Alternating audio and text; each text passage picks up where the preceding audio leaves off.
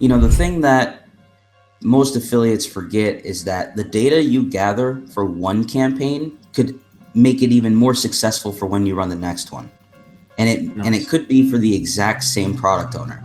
So let's say, for example, Walter, you produce a product this month, and an affiliate puts together a campaign. They do the pre-sale page, they do everything right, but they can't get people to go and buy.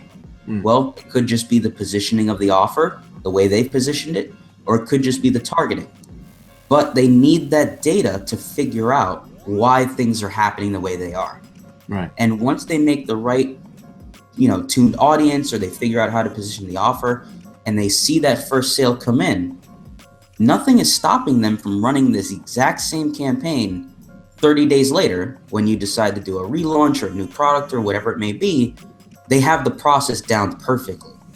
So you should not quit on a campaign just because it hasn't generated a sale immediately.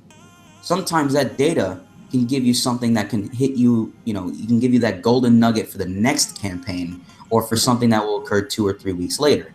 You really just need to look into your data, analyze it, and figure out where it is that people are interested in what you have to offer, and then just keep hitting those people with that offer over time.